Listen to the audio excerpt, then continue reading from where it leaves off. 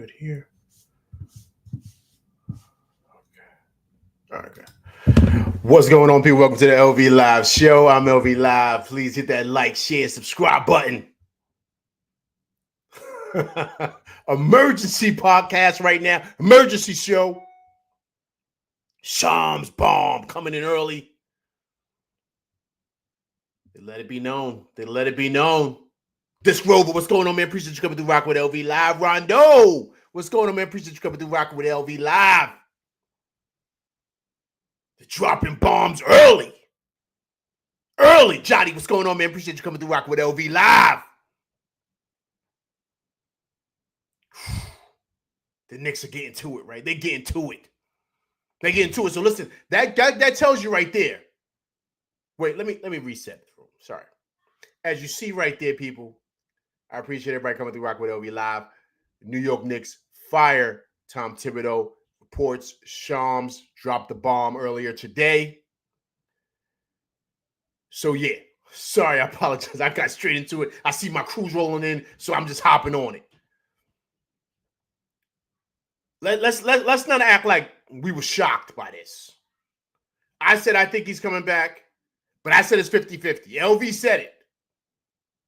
Big shouts to my man Disgrove in here. He wanted him out of here no matter what. I said I think it's 50-50.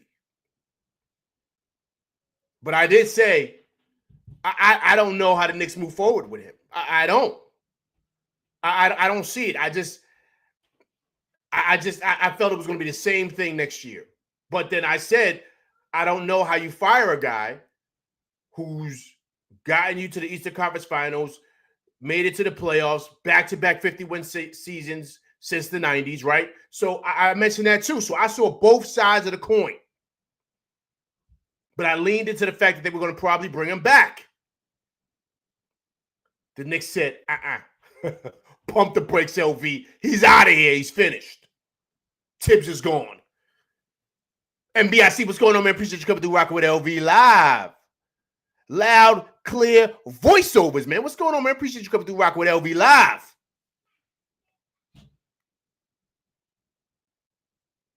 I'm not shocked. I'm not shocked. Some people out there saying they're shocked, they're surprised. I'm not. We all saw what was going on during the season. We all saw it. We shouldn't be surprised of the outcome. We all saw it.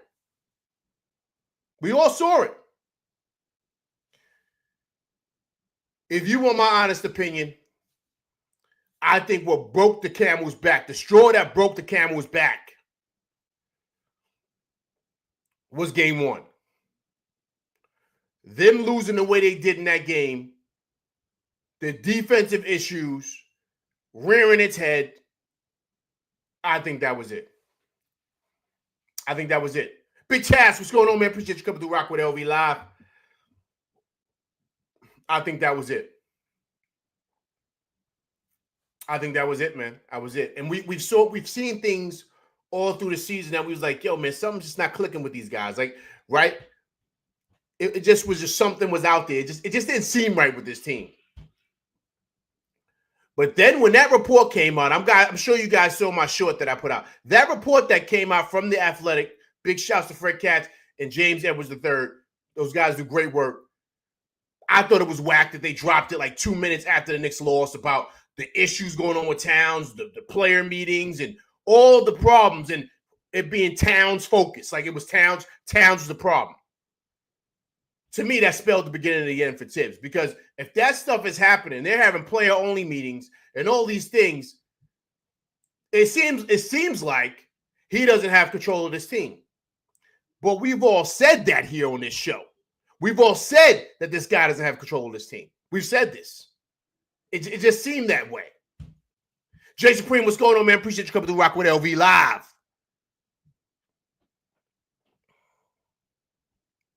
Shams bomb dropped, Knicks fire Tibbs today. So we saw the problems, guys. Listen, if we're seeing it, I'm sure Leon and those guys see it also. They're sitting right there in the game. Like they're right there. And remember, Worldwide West travels with the team. So they know everything that's going on in that locker room. They know everything that's going on behind the scenes, at the practice facility, on the road trips. They see what's going on. So trust and believe, they know, like, all right, man, something's going to have to give. So this is probably a decision that they might have made probably at the, probably mid-season maybe.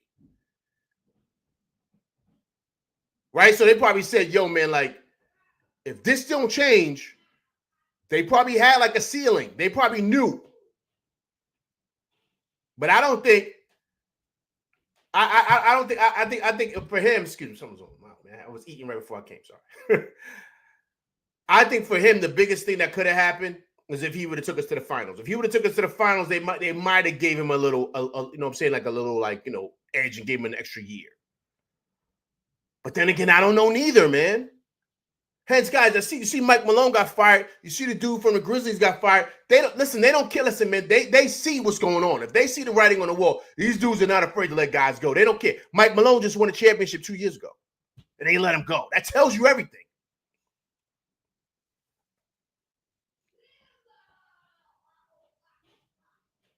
So we shouldn't be shocked by this.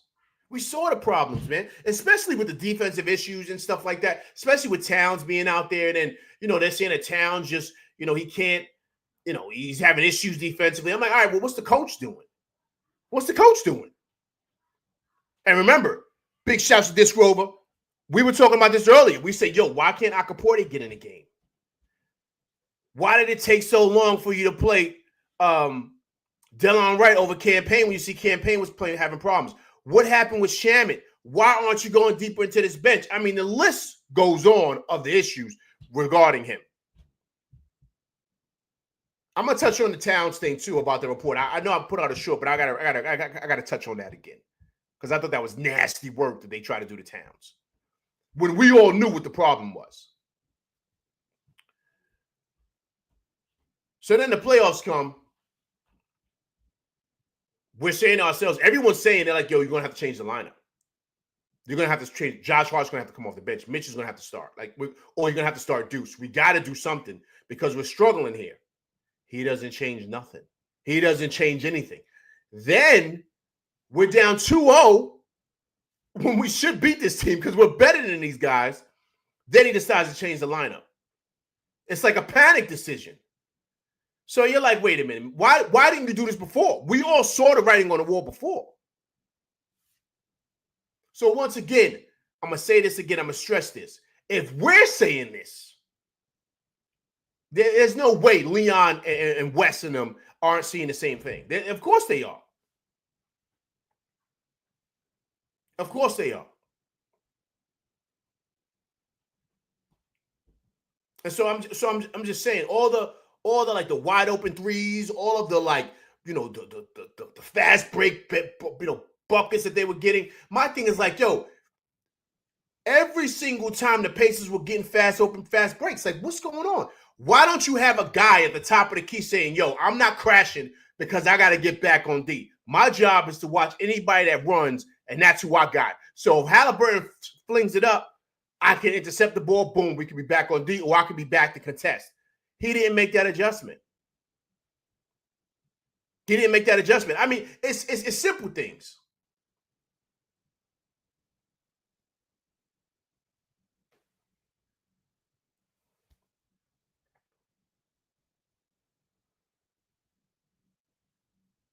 So for me, that's why when you break this down and you look at the decision, I'm not shocked. I said it.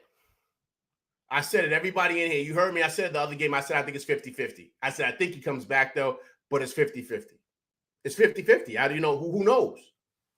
And Leon and the crew didn't waste no time. They made a decision. I think Ian Begley, I got to check it out. I remember seeing it. I think Ian Begley said it was Leon and Dolan. So Dolan saw some things, too, that he didn't like.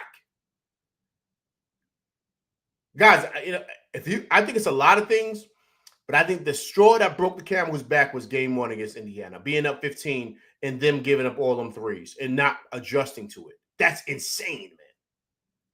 And then you saw that situation where it blew over Cat and OG on the bench fighting, arguing. Excuse me, let me not say fighting, but arguing, right? That's a spillover. I said it on this show. That's a spillover from what's going on in the locker room. That's what that is. That probably Wes and Leon are aware of, right? That's been going on and it just spilled over. And they probably said, yo, this guy doesn't have control of this team, man. He probably doesn't. And then it was the issue, remember Mikal Bridges? He came out talking about maybe he should play Sham and those guys. Remember that? There was the issue with that. Tip said he never said anything. Then it was the issue of him and Josh Hart getting into that blowout on the sideline. Remember that, right? So I'm just saying these are things that these guys are paying attention to because once again, we don't know what's going on behind the scenes. Hence, the Athletic coming out saying they had numerous player meetings and Towns is the issue and all these other guys. Towns ain't the only issue. He's not. Right? Then it's Bridges coming out again talking about, yo, man, I don't know why we're not coming out in the third. Not ready to go. Maybe we should try some layup lines. That right? So you could see things were leaking out of behind the scenes stuff where problems were happening. I mean, Stevie Wonder could see this. So I'm not surprised they pulled the trigger, man. I'm not. I said it was 50-50. I said it was 50-50, and I'm not shocked by that. Generational hater, man. What's going on, man? Appreciate you coming through Rocking with LV Live. If you haven't subscribed to the channel, please subscribe to the channel, man. I truly appreciate it.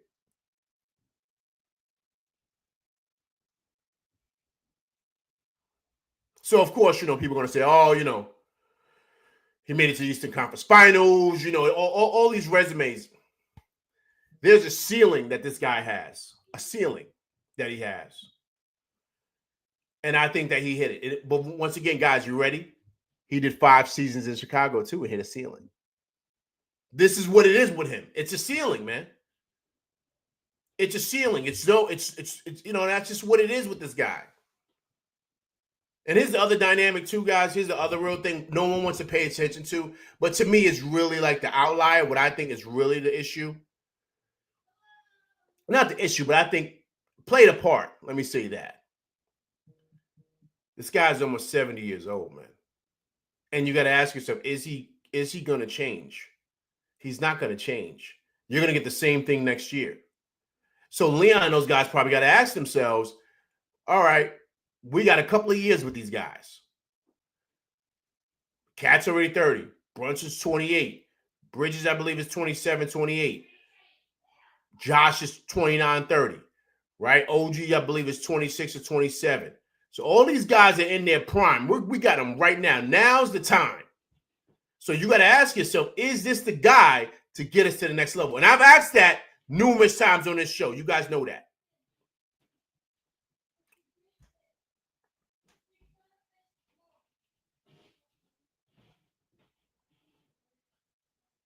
It's just something you just have to be honest with, man. You have to. And I just don't know. I just don't know what his ceiling was. I really don't. And I think there was a lot of things going on that maybe guys like Brunson didn't want to speak on. And of course, Josh Hart. Right? So I just think that there were certain things that, they didn't want to let out. Let me pull this up here, man. Pull this up here. I'll show you guys really quick, man, so you can see them, because I'm going to read exactly what he mentioned here. Shams. Okay. All right, so here's Shams right here, right? So Thibodeau led the Knicks to East Finals in 25 years. I mean, the playoffs 4 out of 5 years. And he was stating too on ESPN. He stated that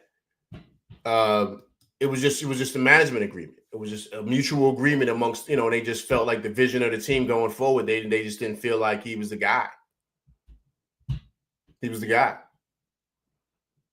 I think Dolan was involved on this too. And they said Leon made the call.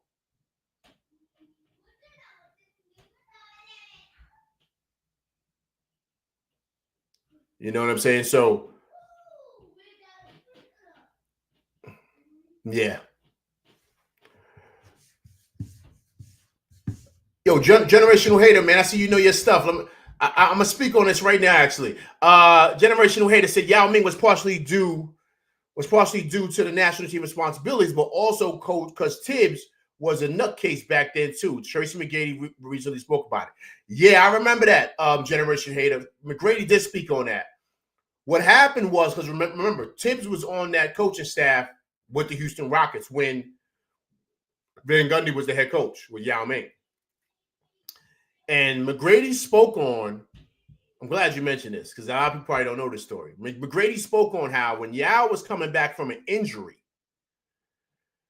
like he was working out, this is before a game, Tibbs was working him out like they didn't have no game. Like it was like as if a hard workout. And McGrady was looking at Tibbs like, yo, man, he's just coming back from injury. Yo, Tibbs, we got a game in like another hour. Like, what are you doing? And Tibbs was just grinding him into the ground, man. And I remember Tracy McGrady was like, yo, like this guy's crazy, man. It's like he's out of control with this. And he was like, yo, this is right before a game. Like they had a game that night. And Tibbs is out there like a couple of hours before the game working this guy out like it's the finals. And you got to get ready for this last game. Like, so it's something not there with him, man. You know what I mean? Like, and I like Tibbs, but it's just certain things where he's limited. Now, let's be clear, guys. We got to give him his props for where he got us, right? But that's where it works because when there's a team that you know this guy's going to play these guys to the to the end, right? I don't want to say the other word, but to the end, he's going to play him to the end, push him to the end.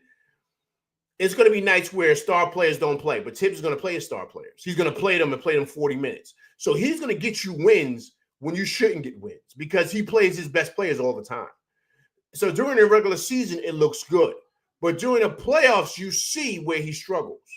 He did it in Chicago. Minnesota got him up out of there in 2 years. So what I'm saying is that so he has limitations. So that's the beauty of him because he can, if you have a really bad team, he can find those guys who are going to play hard and do it, and then he can have those guys play a lot of minutes, and then you can get wins. So let's say 1 year you had 20 wins. The next year you have like 40-something wins. But that's only because he's playing the top guys more than maybe another team will play their top guys. So they're able to squeak out victories. So 22 wins will turn into 42 wins, and then 50 wins, and then 47 wins, right? So he'll start stacking up, right? And you'll be like, we're in the playoffs. We're the 4th seed, we're the 3rd seed, number 2 seed, the 5th seed, right? So he keeps you in it because of how he plays the guys during the regular season.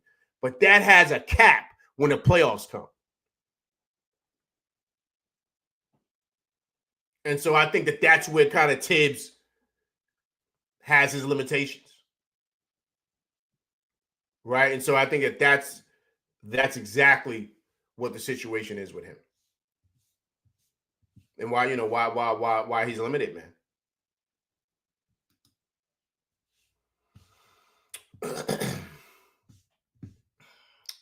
Big Taz says, I was shocked that Leon picked Tibbs anyway. Well, that's his boy, man. That's his boy. Like I said, Big Taz, Tibbs is the perfect guy to get your team kind of out the rut. You know what I mean? And so he knows. Remember that used to be. He was Tibbs' agent, man. So he knows exactly how Tibbs works, like as a coach. So he knows, like, all right, cool. If we need to kind of get out of a hole and kind of get some respect and some recognition here, who do we get? We got to go get Tibbs because we know Tibbs is going to play these guys and play them hard and get back to some respectability, right? And so that's where Tibbs is great at. But that has limitations, though, Big Taz. That has a ceiling. But he really picked him because that's his boy, man. He knows him. You know what I mean? He knows that he can get him out of that.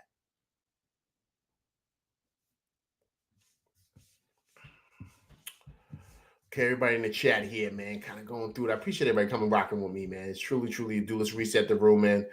Tough loss. In the season for them boys, they go down 4-2 in the season. I'm going to have a season recap. I'm going to talk about that also.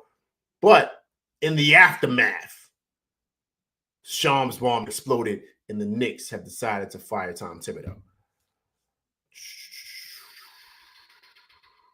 Khaled Passion, man, what's going on, man? Appreciate you coming through Rocking with LV Live. Yeah, man. They got him up out of here. Khaled said, we're finally going to win a chip now. We got that monkey off our back. Yeah, man. Yeah.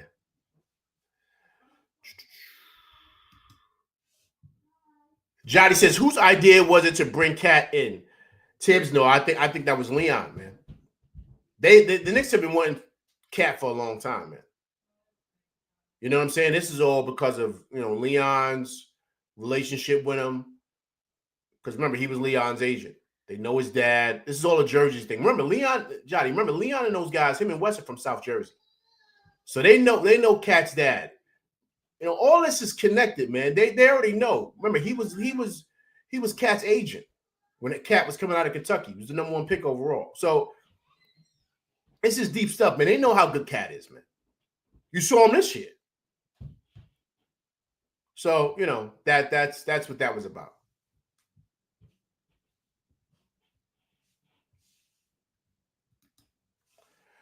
Jay says, we got to thank Tibbs, man, for getting us this far. But unfortunately, his stubbornness and unflexibility did him in. Agreed, man.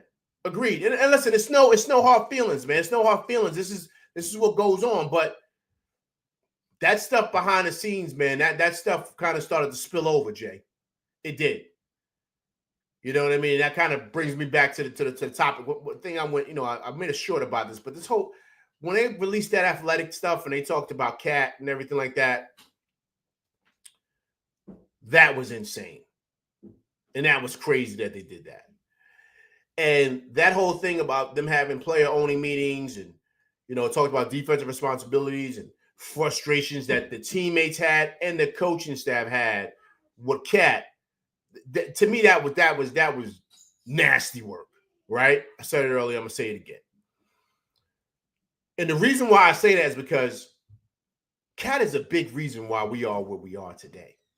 Huge. He was a monster in the playoffs, and he was a monster during the regular season. Does he struggle defensively? Yes. But you ready? So does Brunson. And I love Brunson. Like, I'm team captain all day. But he can't guard a cone. You know that. He can't guard nobody. Even Josh Harder has said it on a roommate's pod, laughing and joking. He said, yeah, whatever, because I got to do this because you don't guard. So you need to stop. You don't guard anybody. That's what his own boy said. So we know how bad Brunson was defensively. And that might have been the reason why Mikal Bridges was struggling at the top of the key because of Brunson's limitations, right? So, but no one wants to talk about that. But everybody wants to focus on Cat. So I didn't like that. So for me, that's where you got to make an adjustment. When you bring a guy like that's out of this stratosphere talented offensively, you got to make sure you protect him defensively. You got to do that. Just like they brought in wings to protect JB. They brought in OG Anunoby and Mikal Bridges. That ain't for the wings. That's to protect that guy. It's both. Two-handed, excuse me. Protect him and for wing defense, right? But it's all really because he don't have to guard nobody. They put him on Mikal Bridges, put Mikal Bridges on him, or they put OG Anunoby on him. He don't got to guard nobody because they know his limitations. Cat is the same way. So you got to make sure you figure out how to work that out with him. That's your job. Because he's too good offensively. You guys saw him this year, man, right? He was a monster, man. A monster. You saw the playoff numbers with him and Brunson, right? The first duo since Shaq and Kobe. 5 consecutive games in the Eastern Conference Finals going, 20-10 or whatever you want to call it, or scoring over 20 points. And the people who in the team and the duo that did it before Shaq and Kobe was Jerry West and Elgin Baylor. So basically 2 sets of Lakers. That's how good Cat and Brunson are together. So it's up to the coach to try to figure out how this can work. Because that's why they brought Cat in here. Because if they didn't bring him in here, they would have to deal with the Randall issue and all this other stuff. But the other dynamic is this too, guys. offensively, we would have struggled. With Cat in here, with the addition of Cat, guys, we were top 2, top 5 in the league, whatever you want to call it, offensive rating this year. We were lighting things up offensively.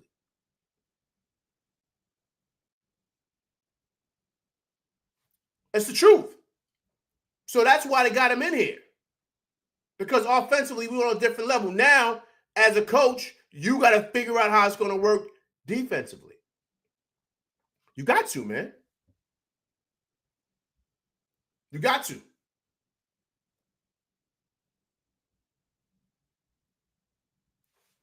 Come on, man, Disc Grover. Cat and JB are the reasons we managed to get. Agreed, man. Agreed. I mean, of course, you know, the other pieces were great too. But Disc Grover, Cat changed everything. I did a show on it. Remember earlier this season, you guys remember, Cat changes everything for this team, man. That 5 out was, look how we were clicking, man. And what happened is they were able to make an adjustment. You know why? Because they put a big on Josh Hart and they put a small on Towns, and that's why the offense got stalled. But that's where you got to adjust and say, all right, Josh Hart, you got to go on the bench because we need another shooter out there. That's why Tip should have made that adjustment to keep that offense rolling the way he did, but he didn't. He didn't make that adjustment. He didn't make those changes. When one team counters, you got to counter too. It's like boxing, man. He couldn't counter. He could not counter with certain moves, and to me, that's why he's gone. Eddie Kofi, what's going on, man? Appreciate you coming through rocking with LV Live. Just reset the room, man. Appreciate everybody coming through rocking with me. Breaking news, Shams Bomb, New York Knicks fire Tom Thibodeau.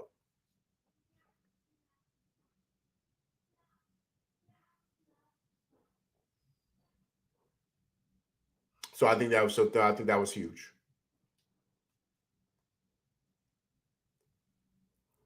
Then also, too, guys, you know, you remember the issues regarding, you know, just the minutes, right? People were complaining about the minutes, man. They were saying, why are these guys playing so many minutes? I mean, to the point, like I mentioned earlier, Mikal Bridges was coming out speaking on that. Right? So now these guys hear that. You know what I'm saying? Leon, those guys hear that. They hear the frustration that players may have behind the scenes. And guys, listen, look. All these guys are close, man. All these guys are close. You got to understand how close all these guys are, man. From Towns' dad to Rick Brunson, right? To all these guys. They're all close. I just want to ask you guys something. I'm going to throw this out there. And I want everybody to answer this. Do you think Leon hears the little whispers from Rick Brunson about what's going on with Tibbs? You think Leon hears the little whispers from Wes, what he's seeing behind the scenes?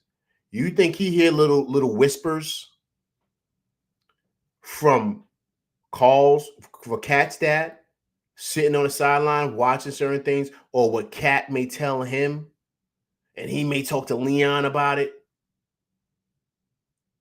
I'm just being honest with you guys. Like the little things kind of like that you hear, like that kind of, you know, are kind of going on. So the things that maybe they think Leon may not be privy to, he is privy to. Because guys are having side conversations. Whether it's on a jack or whether it's over at their crib, they might be talking. They didn't bring Cat here for nothing, man. They didn't bring Cat here for nothing. As talented as this team is, guys, as talented as this team is, you see how talented we are. All you got to do is roll out the ball. We're going to get 50 wins, man. Easy. That's how good we are. All you got to do is roll out the ball. We're going to get 50 wins. That's it.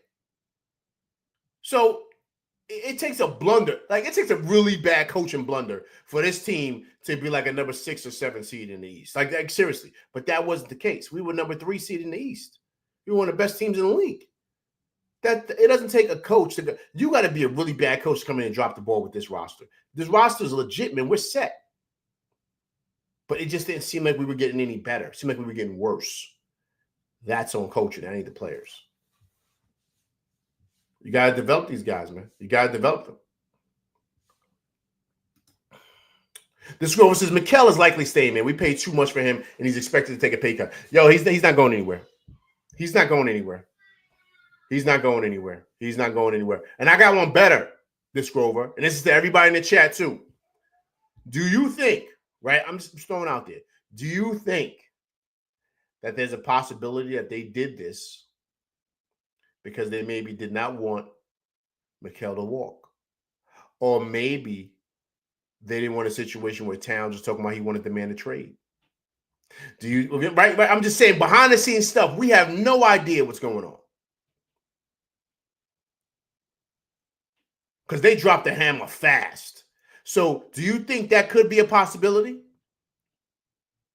I'm just saying, do you think it could be a possibility that these guys are like, we got to get this guy out of here? Because the last thing we want is for Mikal to be like, yo, I'm out of here. I'm not signing that. I'm gone because I'm not playing for Tibbs.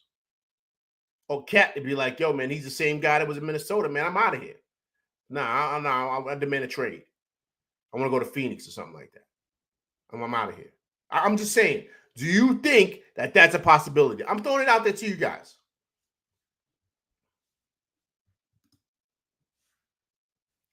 This Rover says we were almost the number 2 seed. Agreed. This Rover, that's just rolling out the ball, man. That's how good we were, man. That's how good we were as a team. It's not, come on, guys, we're talented top to bottom, man. We're a better team than the Pacers. We are. They're coached better. But they don't have better talent than us. No way. We dropped the ball in all those games. We did. Johnny says it's possible. There was grumblings. Agreed. Jay Supreme said it's possible. That's what I'm saying, Jay. That's what I'm saying. You never know, man. You never know, because I'm just saying that report from the Athletic about Cat and all those players' meetings raised an eyebrow for me, because that tells me that there are other things going on. Because, guys, they're not just talking about defensive stuff. There's other things going on there, too, that they're not mentioning. You understand what I'm saying? There's other things going on, too, that they are not mentioning. And it's probably stuff with the head guy.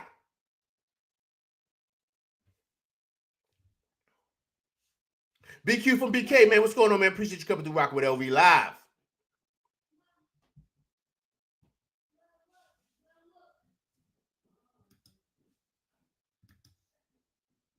A new refreshing chapter for the team. Eddie Kofi agreed. Jay says easier to fire the coach than the traded players. Jay, man, listen, they just got here, Jay. They just got here. I told you guys before. They're not going to fire the whole team, man. If anybody goes, it's going to be him. They just got this team together. They put all their eggs in a basket for Mikal Bridges, for Cat, for OG Anunoby, of course, for Brunson. This is the squad. These guys are not, I'm telling you, they're done. They're not going anywhere. They're not. So you got to think, all right, cool. Well, you know, what do? We got to get guys off the bench. We got to get guys. We got to develop the young guys, or we got to get guys in the trade. We got to do all these different things. I mean, free agency as far as guys coming off the bench. But here's the question, guys. I have for you. I'm just throwing it out there. If you're a free agent and you see what's going on with the Knicks, but Tibbs has still got that reputation, guys. Let's be clear. Is there any free agent guy off the bench that's a good, solid player that's going to be willing to come and play for the Knicks, and you know you ain't going to get off the bench? Tibbs ain't going to play you. So why go over there? Why go over there? What player is saying, I'm going to go play with the Knicks? Only person that did that was Brunson. We got Josh Hart in the trade. We got OG Anunoby in the trade. We got Mikal Bridges in the trade. We got Cat in the trade. So no one's just saying, I'm a free agent, I'm going to the Knicks to play with Tibbs. No one's doing that.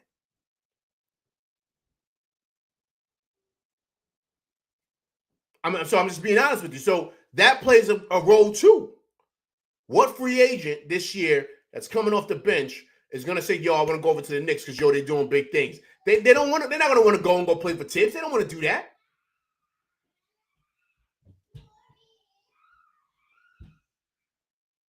Coach, what's going on, man? Appreciate you coming through Rocket with LV Live.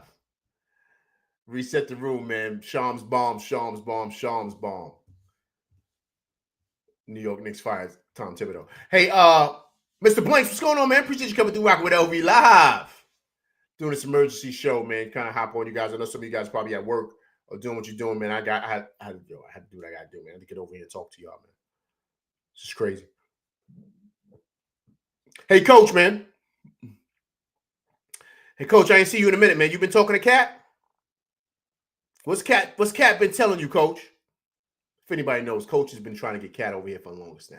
So, Coach, let the chat know what Cat's been telling you. Did he let you know? He said, yo, he out of here. He let you know, Coach?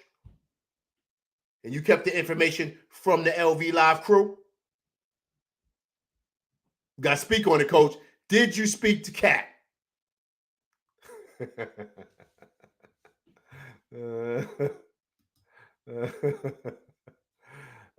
Jay says they definitely have been having combos with some other coaches before they made this move.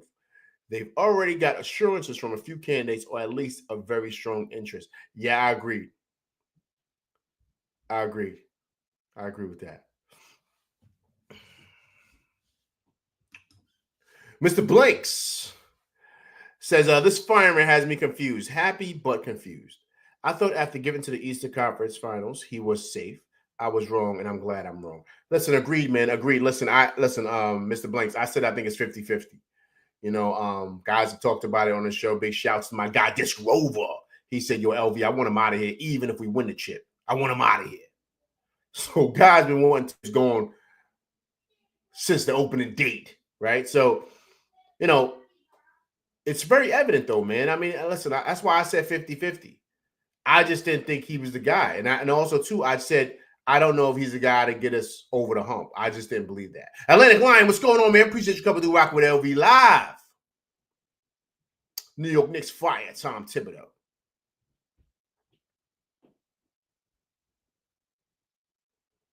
Crazy, man. Crazy day, right? Crazy day. This is getting all the recognition, man. I'm telling you.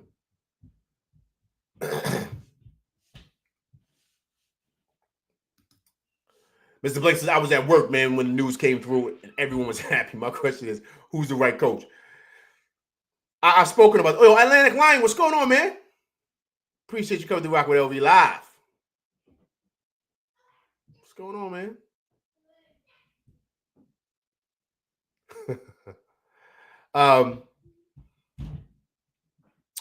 Here's the key, guys. Here's the key with the next coach, right? It's gonna have to be somebody that's gonna unlock this team because guys, I told you before, I said it last show. You gotta have somebody that's gonna unlock Brunson and unlock this offense. And I said if Tibbs stays, he's got to get an offensive coordinator. He's got to do that. But I told you he's too stubborn. Right? He's got a lot of issues with that, man. So I don't. Oh, you know what? Let me say something. Let me play a clip for you guys. I have a clip for you guys I want to play. Right?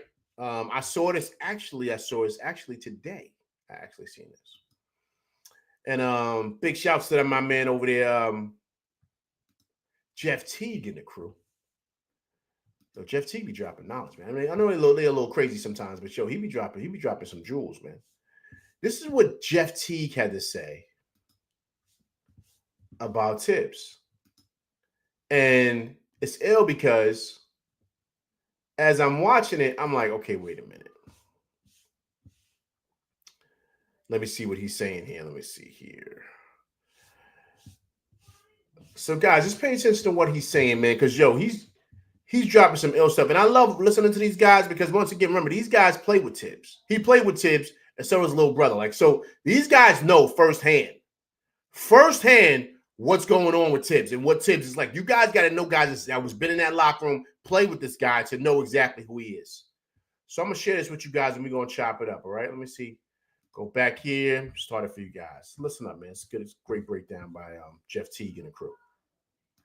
But also, I don't know, the way Tibbs coach. If they switch coaches, I think they win. I feel like Tyrese, the way he played naturally, just is going to turn them up, bro. He make everybody better. So, isn't really nothing Tibbs can do. That's how he played, bro. Yeah. I think if Rick Carlisle had Jalen Brunson, I think they win. Dang, I wonder if he ever coached him before.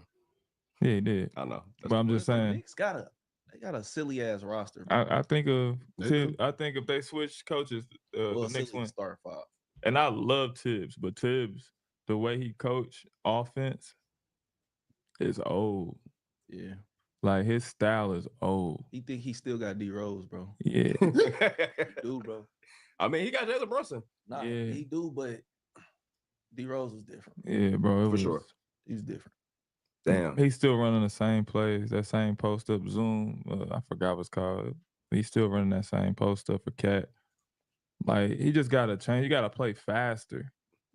They play so half court slow, ISO. You got the athletes to do it. Or it's a pick and roll. Everything goes back into a pick and roll with Jalen Brunson. Like he'd throw the ball to the wing, he come back, pin down, right into a pick and roll for Jalen Brunson. It's like, man, if you ain't learned anything about the league, go look how Steph Curry plays and other people play when you got a scoring guard like him.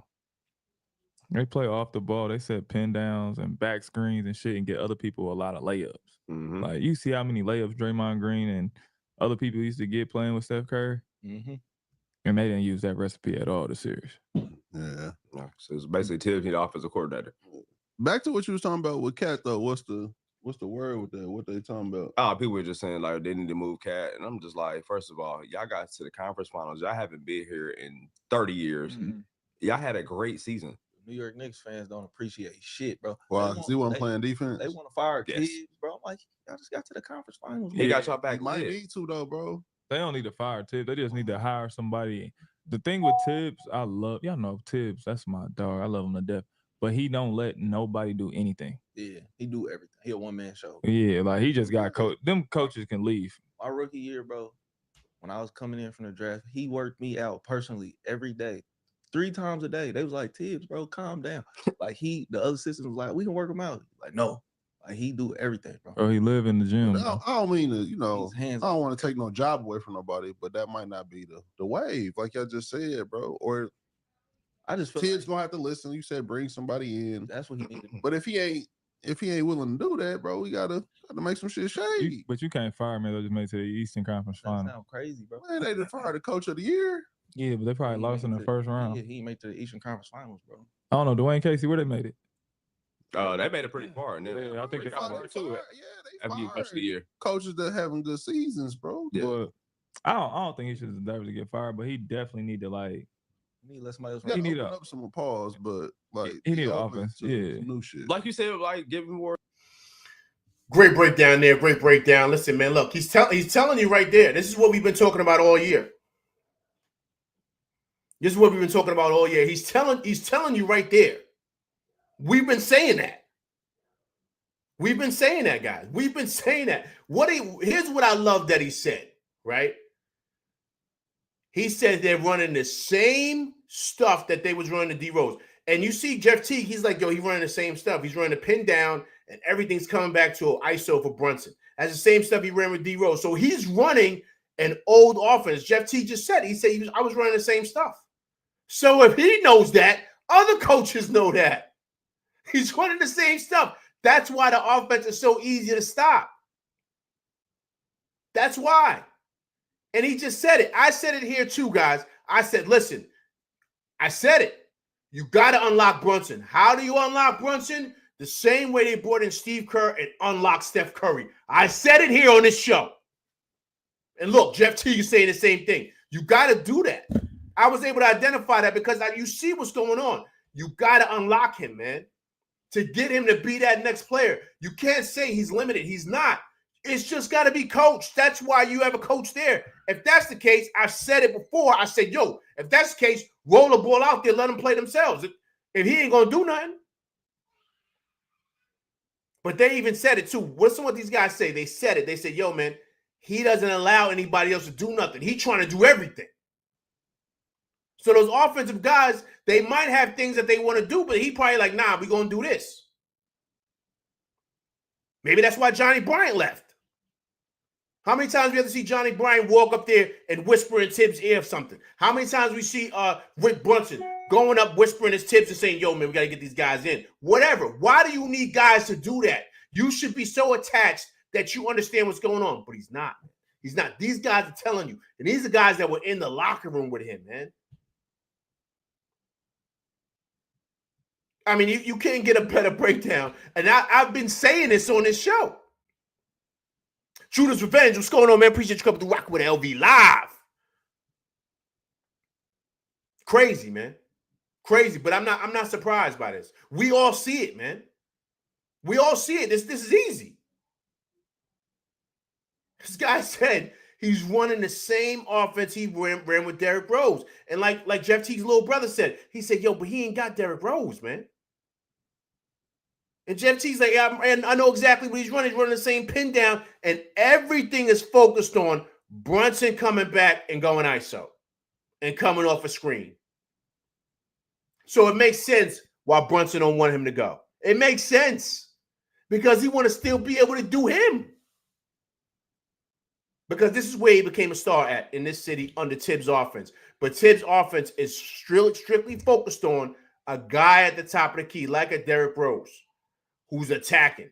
That's why I said Brunson's like his Derrick Rose. It's the same thing. It's no different, man. Now, what's going on? Appreciate you coming through Rock with LV Live.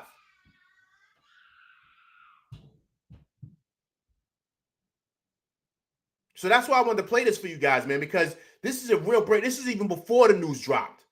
This is before the news dropped that this guy was out of here. You see, he's saying he don't think he need to be fired, but I think he's trying to be nice. But initially, Jeff Teague said, yo, they got to fire the coach.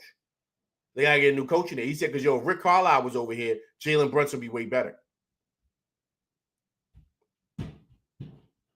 But he said also, too, I didn't play it. It was earlier in the segment. He said Jalen Brunson is way better than Tyrese Halliburton. But Rick Carlisle uses Halliburton the right way, whereas Brunson is not being used the right way over here. So he was like, you got to get a guy that's going to unlock him to where you got him doing back cuts. You got to do that. Bridges and all those guys were nice with the back cuts, but the offense was flowing, free flowing, just like how it is in Golden State. When you got offensive weapons like that, you got to do that. But if you ain't coaching that and you're coaching an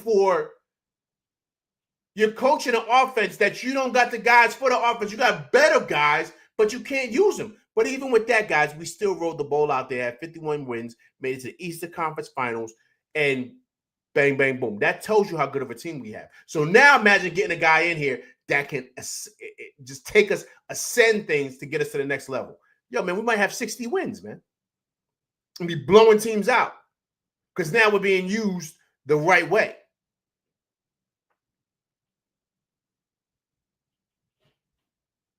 I mean, this is a great breakdown, man. This is a great breakdown. Great breakdown. Great breakdown, man. All right, man. Let me go in here and go in the chat, man. Once again, I appreciate everybody coming through rocking with me, man, on this emergency short, man. This is emergency show, excuse me.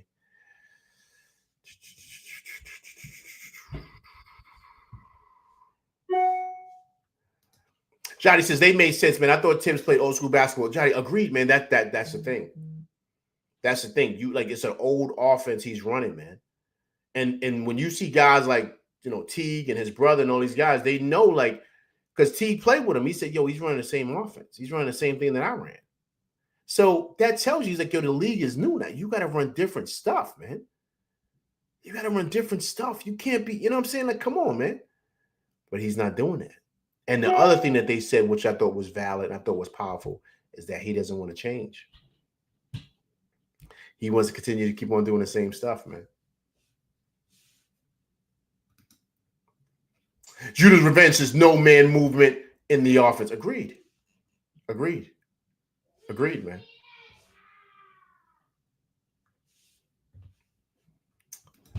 This Rover says Tibbs out there ball watching more than Josh Hart. Yeah, man, he doesn't.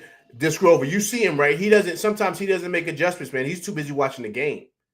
And someone's got to go up there and tell him certain things that he's like out of the loop, man.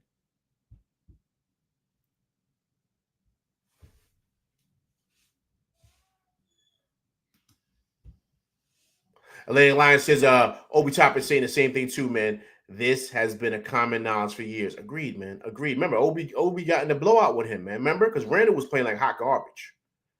And he didn't want to play Obi. And Obi was playing well that game, and he just couldn't get off the bench. And it's not a matter of if another guy's better than another guy. No one cares about that. It's the fact of, we trying to get a win. One guy doesn't have it tonight, but this other guy has it. Even though he's a guy off the bench, why not play him? Same issue we went through with the whole campaign piece and the Delon Wright. Why not you play Delon Wright over campaign? Campaign is not playing well at all. Delon Wright's big. He's athletic. He's a good defensive player. You need that right now, so why not use him? Why did it take Tibbs so long to make that move?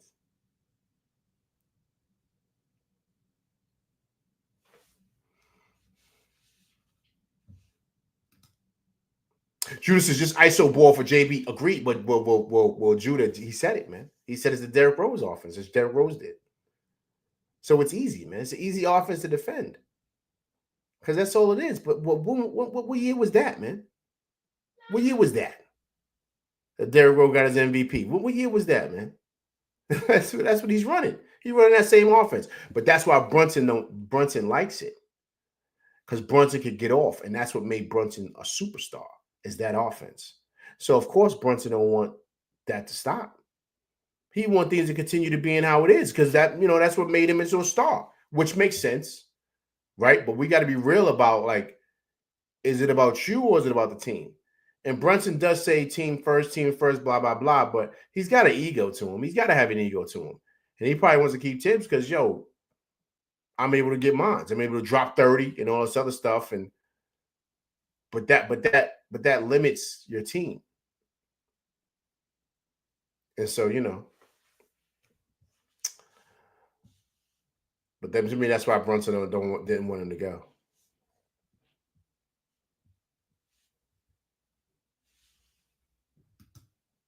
Easy to defend. Agreed.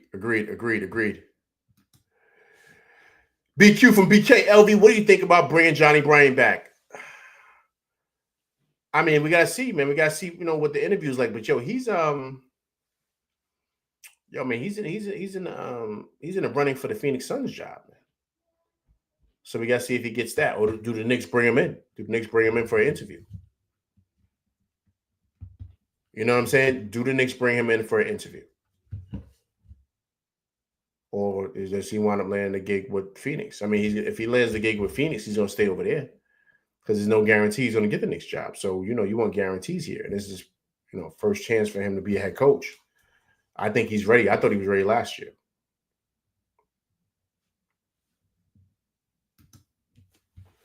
This Rover said, if the coaches were switched in the Eastern Conference Finals, we would have gone 4-1 against Indy and patiently waiting for OKC today. Agreed.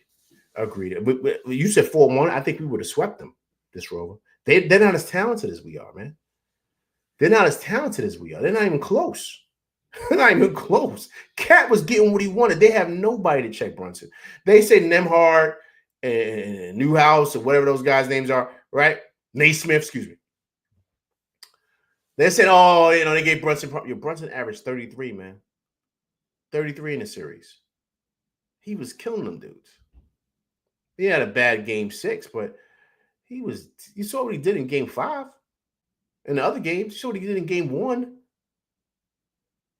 what was it, game 2? I think he had 40, right? Come on, man. So come on. So you can imagine if we get the right coaching, we probably would have swept them boys. Jay says the offense has been too stagnant and predictable. Agreed, Jay. But that's why I played that clip. Because he's telling you what's going on. He's telling you what he sees as a player and what he knows in dealing with Tibbs. And so that's a big issue here.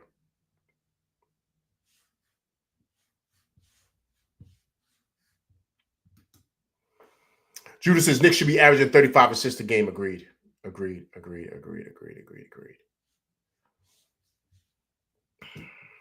Atlanta Lions says it's been countless times where we dribble out the shot clock and somebody's forced to take a tough shot instead of running schemes and plays.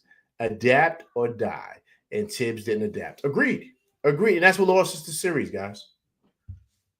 It's not hard to figure out. I mean, that's exactly what lost us the series. And I think that, I mean, that's basically it, man. It don't really have anything to do with anything else. That was basically it. That's why we lost the series. You know what I mean? I think that, when you break the whole season down, and we had plenty of games like this. How many times have we spoken about the third quarter of doom? Like, how many times have we spoken about that? Like, it's been a nonstop conversation, like, with everybody. Nonstop. Well, the third quarter, and just how we just don't look ready. Like, all these different things, right? And the frustrating part about this is that we should be ready to go. We should look ready. We shouldn't be unsure. We should know exactly what we're doing. Especially coming out, like, you just got to be ready to go, man.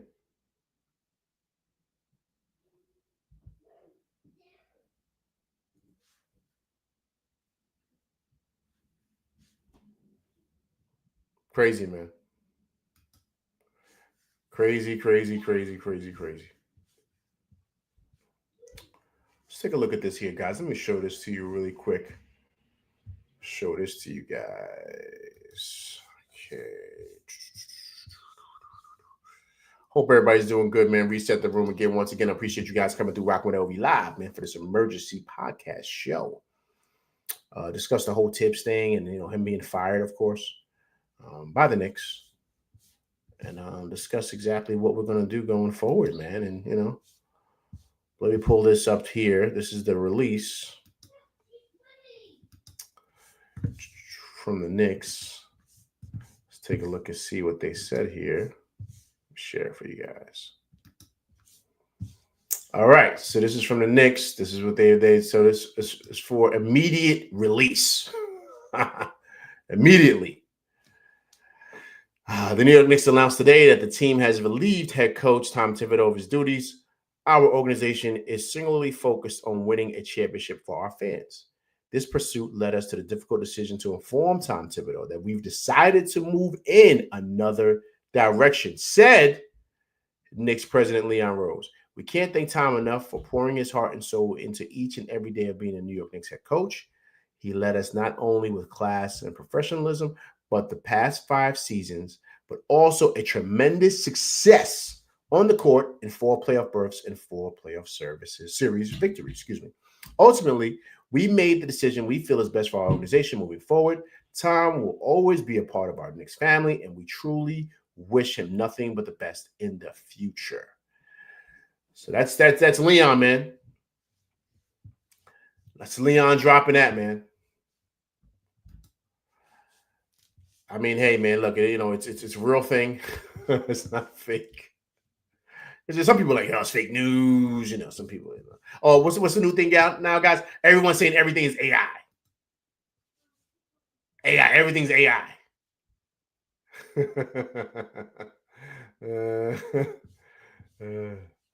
All right, Atlantic Lion here says Johnny Bryant should be the clear cut candidate. Anyone in this planet born outside of Phoenix, Arizona should choose New York Knicks. Our team and our future are much better. Give Johnny Bryant the gig now. Wow. So you think Johnny Bryant deserves it right now? So if you don't want to look at anybody else on the client, anybody else? I'm just saying, don't you think it's something we could, I'm just saying, should we just go straight to him or kind of look at other candidates, man? I think we should always keep it the door open. Look at Jay Spring, Leon is cold. Yeah, he cold-blooded, man. That's how you got to be in business, though, Jay. You know that. You got to be cold-blooded with it, man. You got to be. What do you think, LV? About what, Big Task? What do I think about what? Let me know. What do I think about? What do you mean? Are you saying who I think the coach should be?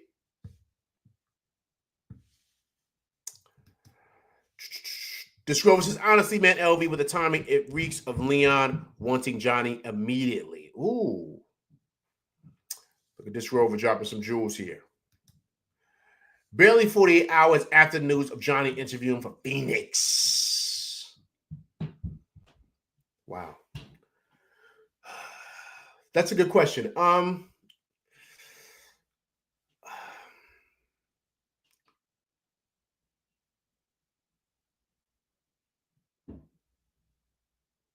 See, LV's thinking, right? This is live and uncut. This ain't AI. This is me really thinking.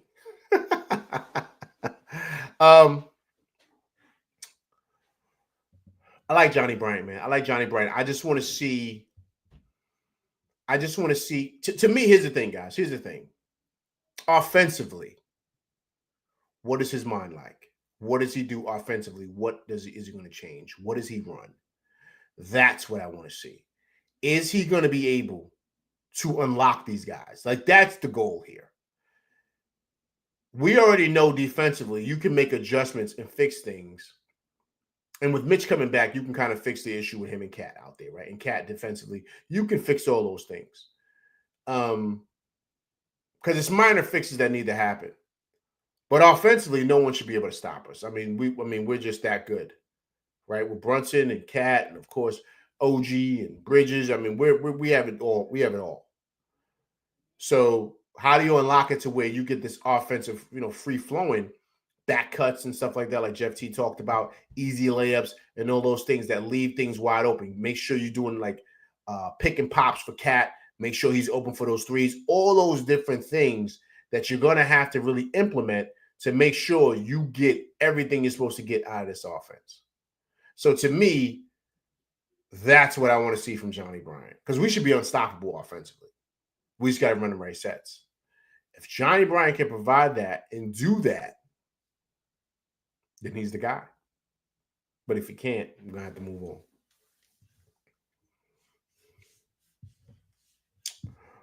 Rondo says, getting blown out by the top teams in the league, third quarter of doom, running our starters to the ground, and slow to make adjustments. Peace, Tibbs, and thanks for getting us to the Eastern Conference Finals.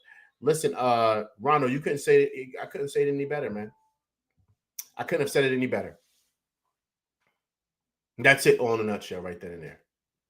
I think, and I'm glad you brought this up, Rondo, because I kind of forgot about it, but I think getting blown out by those top teams this year, I think that was big.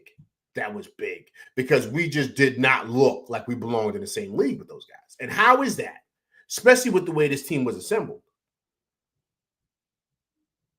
I mean, getting smoked by Boston, getting smoked by OKC. He got outcoached by JJ Redick and the Lakers at home. Right? So, and losing to the Cavs. Right? So he didn't make any adjustments in any of those games.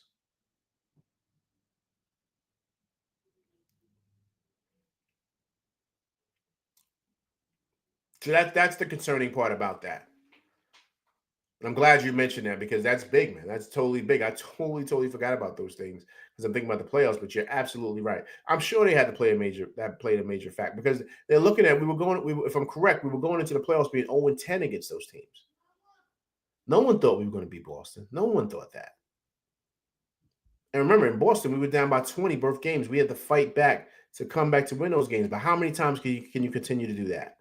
And then we gave up that big lead in first game against Indiana. So I just think there were certain things that were happening with this team. This team was too much like a Jekyll and Hyde. There's no stability here. And that's what they want. They want a coach that's going to be stable, that you know exactly who this team is and what they can do. No ifs, ands, or buts about it. We're sure. We know their skill set. We know their strengths. We know what we're going to get every night from this team. But at the same time, we didn't know what we were getting from this team. We just didn't. What did I say before? Your team is a reflection of your coach. That's it. That's the truth. That's in any sports. Whether you play football, soccer, baseball,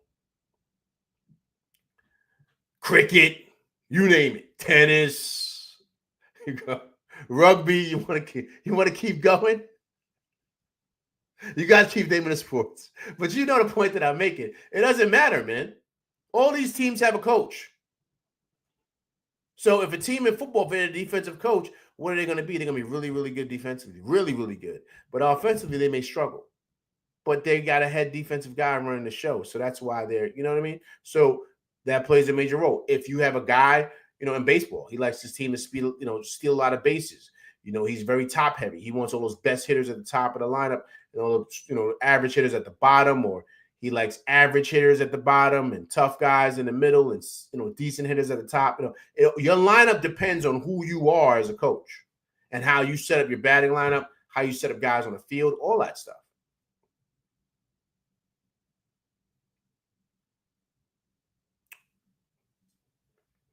And so that's, once again, you're a reflection of your coach, man.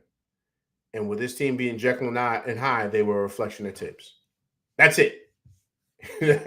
That's really it in a nutshell. Okay. Big Chad says, man, but it's still tough to know that Tibbs is gone.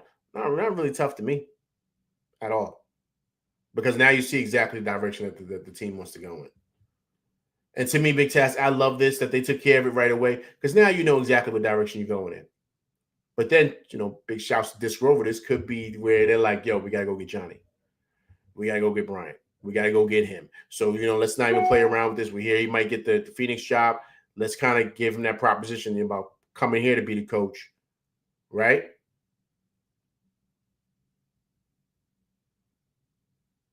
Hey, guys, really quick, let me ask you something.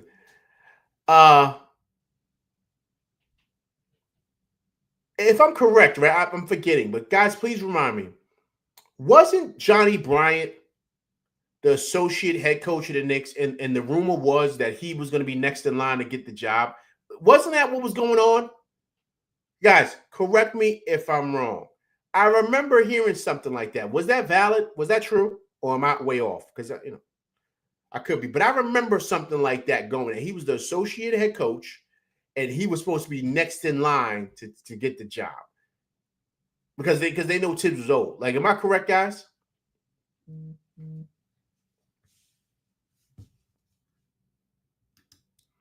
This Rover says those were the rumors, I believe. Agreed, right? I remember hearing that. I believe that was the case. Jay Supreme says, yep, that's what I'm saying. So, and then when he left for Cleveland, it didn't make any sense. Remember that, guys? Because we were like, yo, why did he leave? It was like, yo, he's supposed to be next in line. Remember that? Like, we was kind of shocked that he left for the same gig. So it didn't make any sense. Because remember, he interviewed for the job for Cleveland. Remember that, guys? He interviewed for the job, and they gave it to Kenny Atkinson. Because Spider wanted him over there. And that's why he went over there for Spider.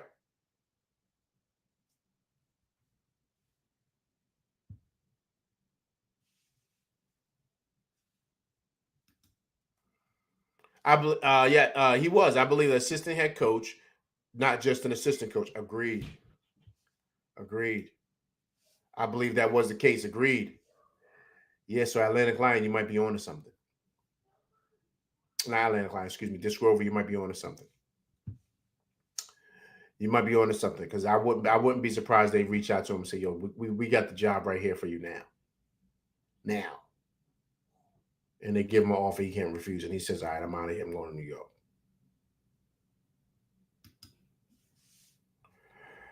Mr. Blake said, I truly believe management went to the assistant coaches for their opinions on Tibbs. I truly believe they respect him as a coach, but have no faith in him. That's a good point, too. That's a good point. I think they went through all measures, Mr. Blanks, to make this decision. I think they didn't really waste no time. I think they knew what they wanted to do, and I think that they went out and they just said, all right, let's do it. If they kind of weighed out certain options or whatever. I think everything was on the table, man. I think everything was on the table. But then again, too, man, I don't even know if they even spoke to it. They knew what was going on, man. They knew what was going on at all the games, especially they knew what was going on behind the scenes. That's the key, guys. It's not really so much what you see on the court. It's probably what was going on behind the scenes.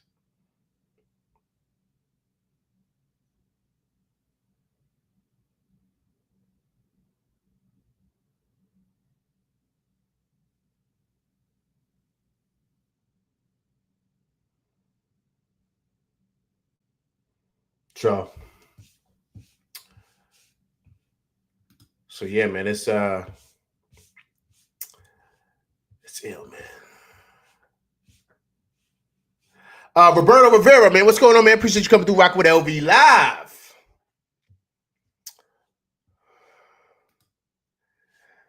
He ain't it. He's stat minutes assistant. Who are you talking about, Roberto Rivera? You talking about Johnny Bryant?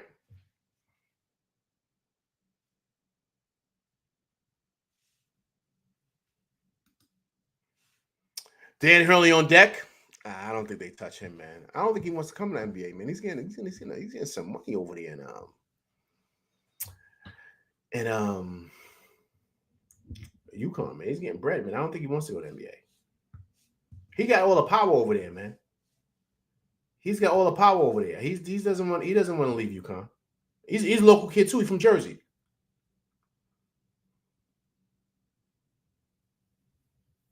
Danny was a ball player too. He's pretty good. He wasn't as good as his brother, but he was pretty good. But I don't think he goes anywhere, man. I don't think he's got too much power over there in UConn. I don't think he wants to leave. Them college jobs, those guys are like bigger than the president of the school. Like those guys are like, they're bigger than like, you see how Leon's like the GM? Those guys are like James Dolan on campus. So he runs the show because he's bringing in so much revenue to the school. You know what I'm saying? So it's like, because, UConn's a basketball school. That's like the head coach of Duke, the head coach of North Carolina, the head coach of Kansas. All them basketball powerhouses, man. When you're the man there, you do what you want. It's kind of like how Jay Wright was at Villanova. If you guys ever been to Villanova, you guys ever been to campus, I've been a couple of times. It's small. It's a small campus. But they have a stadium there. They got a football stadium there and stuff like that. But the basketball arena is like top tier. The basketball arena is like insane. The joint is crazy. But all that's on campus. So the campus is small. It's not that big. It's not like a big university like Syracuse or, UCLA or Michigan. It ain't big like that. It's pretty small. So if you're the head coach at them schools, you're the man. Like, you know what I mean? You running the show. You're running the show. Kind of like Georgetown. Georgetown's another small campus. Like, I've been there a couple of times too. Like, small. So, that's why John Thompson was the man up there. He could do what he wanted. He was bigger than the president of the campus. You know what I'm saying? Because those guys bring in so much revenue. You know what I'm saying? Villanova's a mate. Mr. Blanks, you been to campus? Yeah, campus is nice, man. Campus is real nice. It's real nice. It's got its college feel. The cool thing about it is that they got a train that comes in there and it takes you right to Philly. Like right there. So they get to go to the games, the Wells Fargo Arena, and then they come back and you can go down and get some cheesesteaks and then come back to campus. You know what I'm saying? They got campus police there and stuff. So it's very safe. It's in a really nice, true story about Villanova. Nelson Ayodele. I appreciate you coming through Rock with LV Live, man. Emergency podcast I had to do, man. Knicks fired Tom Thibodeau. Cool thing about Villanova is that it's in like a really, really nice part. It's like in the Philly suburbs. It's literally right next door to Lower Marion. You know what Lower Marion is? That's where Kobe went to high school at. That's where he played high school ball at. So it's literally right next to Lower Marion, which is a really, really nice area to grow up in. Like really, really wealthy people live there. So it's in a wealthy part of like the Philadelphia suburbs. So the campus is small. It's nice. You know what I mean? It's like a perfect place to go to school. No issues, no problems. But it's right next to Lower Marion. That's where Kobe went. Literally like right next door to it.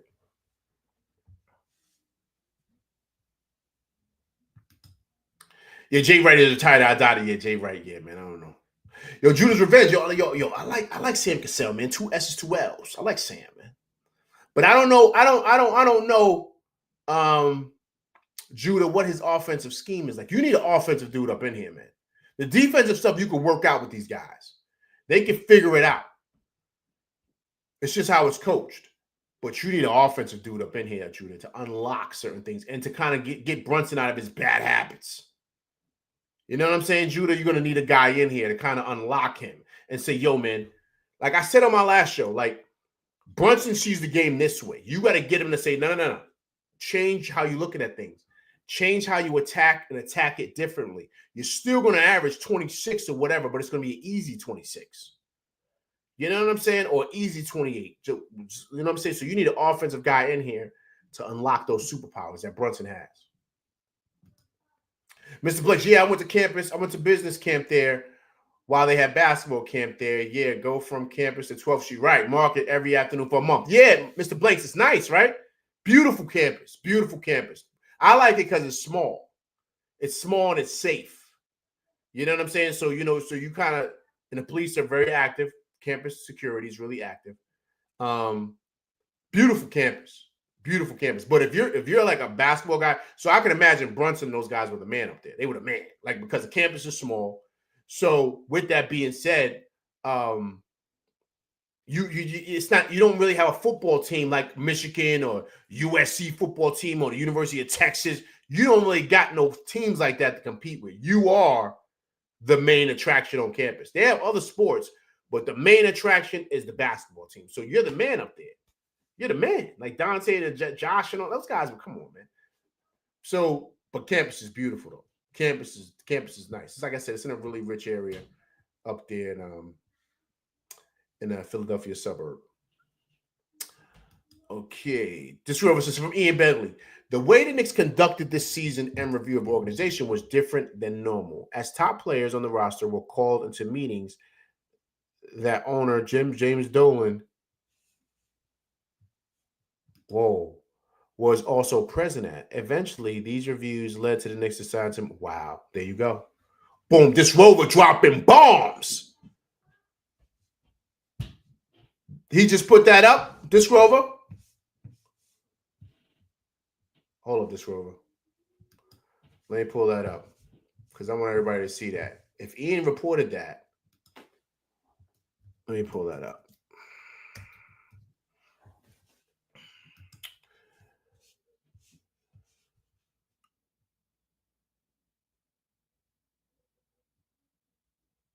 Did he? Let me see.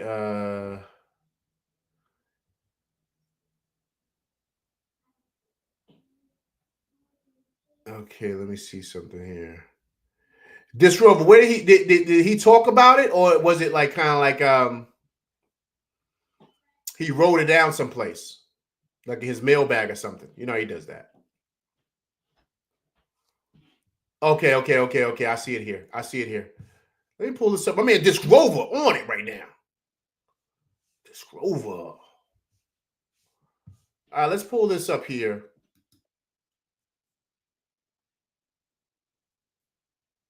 Big shouts to Ian. Ian's the man over there. You guys know that. Big shouts to him. He always has great content. And he's one of the main guys up there with the Knicks. Let me pull this up for you guys. Let me share this screen here because Disc Grover just dropped some bombs. Disc Grover. All right, guys. I'm going to share this with you because, this is more telling. Like, this is telling you exactly what's going on, man, in that locker room. And I wouldn't be surprised if who some of the players are. Okay, give me 1 second here. Let me share this with you guys.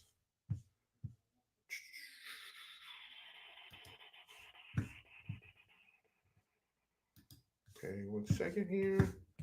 Let me share it. Okay. This is from Ian and Ian's Putback. It's a great show here, if you guys know. Ian, you reported on Twitter/X that the firing was made by team president Leon Rose with the support of owner James Dolan. Tell us more about how this happened and just what's happened since the season ended. Right. So in the aftermath of the Game 6 loss to the Pacers, the Knicks were conducting a review of the organization. Now, usually what teams do is they have exit interviews with their executives conducting the interviews with players. This was different. This setup for the Knicks was different. It was everyone kind of being reviewed, including obviously head coach Tom Thibodeau, members of his staff. Not all players were involved. Top players were called in for the meeting. And I mean, Knicks owner Jim Dolan was there, but to say it was Leon Rose's decision is accurate because he is the one who would sign off on it. I mean, look, in the past, there were instances where the Knicks were on shaky ground. Tom Thibodeau was on shaky ground, but Leon Rose had never always chosen to stick with Tom Thibodeau and not, push this button that was pushed today. I go back to, even the All-Star break of the Kemba Walker season, Jim Dolan gave Leon the green light to do something he chose not to. And there was another instance. So now it's different, right? Leon Rose obviously saw something different over the past year plus that led him to believe that, hey, this is the right move for the franchise. James Dolan backing Leon Rose there. And that's significant because Tom Thibodeau signed an extension, I think, last offseason, and there's at least $30 million guaranteed on an extension. And look, if Tom Thibodeau does not hook up with another franchise here, the Knicks will owe him all of that money. So that's a big check to pay, and that tells you a lot about how they felt about this direction that they're going today and what they have moving forward. Boom. Huge news here. Huge. So per Ian Begley, basically what happened is that they all had exit interviews. Now, what did they, guys, what's today? Today's Tuesday? Today's Tuesday, right? When did they lose? Saturday? They lost Saturday. So, guys, they must have met like after the game. Sunday or Monday. They must have met. And this is fast because they released this early this afternoon. So these guys, just think of time frames, right? Let me do time frames. The game is over on Saturday night. They got to fly back to New York. They're back home Sunday. So that means guys had meetings either on Sunday night or Monday morning, and they said, all right, he's finished. And James Dolan was involved on this too. Mr. Blank said it's been 72 hours. Mr. Blank, I don't even think it took 72 hours to make the decision. This might have been 24 to 48 hours to make the decision. Remember, I just gave you guys a breakdown. They're flying back Sunday or Saturday night. They probably flew back in. They got back in Sunday. The game's over at like 11 o'clock. So what do you think? You think they fly right automatically or they fly back in the morning? Whatever. But they're back home on Sunday. They got to sleep. So they sleep Sunday. They probably met yesterday. Boom. I mean, this is easy, guys. This is just time frames. It's only 24 hours in a day. So you got to think they got to travel back. They get home Sunday. Boom. They're home resting. They had their meetings Monday. That's when they made the decision. They probably said, okay, cool. They probably gave him a call this morning. They was on it. They knew right away what they wanted to do. Now, if they're meeting with top players, that means top players were complaining. Who do you think the top players are? That's the question. That's the question. I already know who one of them probably are. I guarantee it was Bridges. I guarantee you he was probably at the top of the key. He was at the top of the key. He probably was the number one player. He was complaining about Tibbs in front of everybody. Like, yo, I was talking to him. You got to play guys. You got Shaman over here. You got a lot of good players. You got to play him. I talked to Tibbs. He said, okay, cool. They're asking Bridges, yo, man, what do you think? Why you got slow starts? He's like, I don't know, man. I don't know, man. Maybe we need to do layup lines or something. So you saw it. So I would not be surprised if he was up in that conversation. And I would not be surprised. You ready? I wouldn't be surprised if the big cat was in there too. I wouldn't be surprised if the big cat was in it. Because the big cat, unlike all them cats, no pun intended, the big cat, unlike all them dudes, has a direct connection to this guy. He remembered this guy before all them dudes played for him. So the cat, he's probably saying, yo, he ain't changed since then, man. He's doing the same stuff. He running the same offensive plays we ran back then. He's running the same defensive sets. He ain't doing nothing new, man.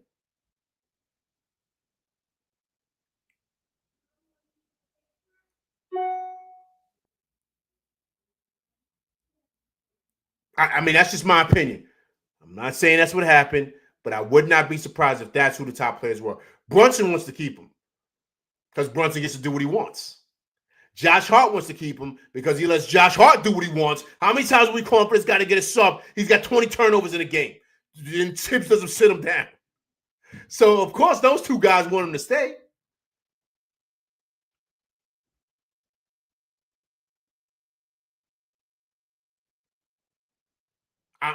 Guys, I'm just being honest here. This is huge. Huge. So I just wouldn't be surprised.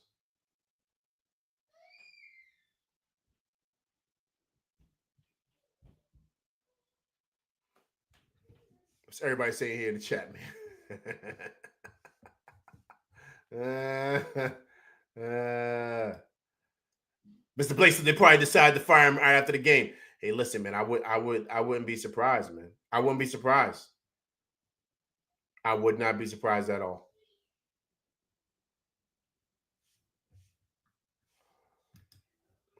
Coaches Brian keeps everything the same and changes everything. What do you mean keeps everything the same and changes everything? What do you mean by that, Coach? Break that down, Coach. Rondo said 5 picks and Big Cat said he got to go. I wouldn't be surprised if that's who it was. I just wouldn't be. I just weeded out. You know Josh doesn't want him to go because he lets Josh do what he wants to do. He doesn't hold Josh accountable. Josh is just doing that nonsense on the court all year long and does not get corrected. So, of course, he's going to want him to stay. And Brunson, come on, man. Of course. Brunson's known that guy since he was a kid. So he's going to have an affinity for Tibbs, and Tibbs is letting him kind of be the guy and be the man. You bring another guy in here, he might pump the brakes on certain things. So those guys don't want change.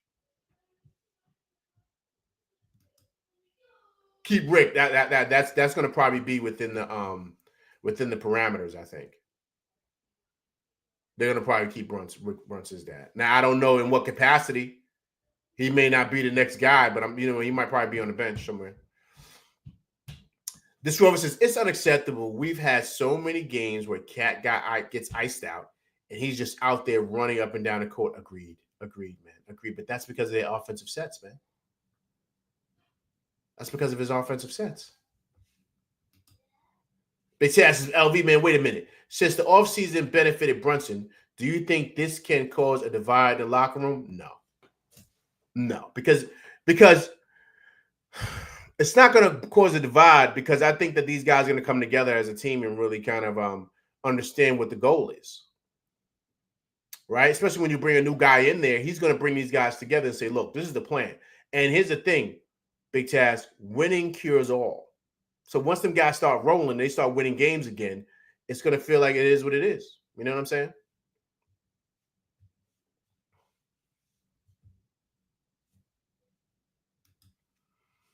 Mr. Blake says, LV, man, you onto something. It might have been Cat and Bridge. I wouldn't be surprised. I wouldn't be surprised if those were the superstars and the stars. Like he said, ain't nobody the stars. So I'm assuming, let's just be honest, it's probably Cat, probably Bridges, definitely Brunson, and definitely Josh Hart. I don't know too much OG and Nobi. I don't know if they really bring, but those 4 guys, I would not be surprised. Definitely the Villanova guys. Definitely.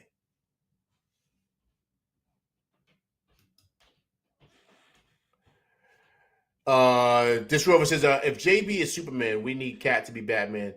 No Crypto, the super dog. Yo, I want to go see that too, this Rover. That looks good, man. James Gunn redid it. I'm a big DC Marvel guy too, man. Used to read all the comics and all that growing up, man. So yeah, I'm into that stuff, man. So we gotta go check that out. I think that's good. It's a nice new spin on it. Talking about our movie game. You know what I'm saying? I'm sorry, switched up real quick. But y'all want to go see that. This Rover says, share the rock and have faith in this team. Agreed. Coach says they keep their continuity. I can't even say the word. I apologize. They run some of the things they used to run. Any changes, what didn't work? Okay, so they continue to do the things that they did before, but you kind of make adjustments here and there. Agreed. But they got to change the offense, though, Coach.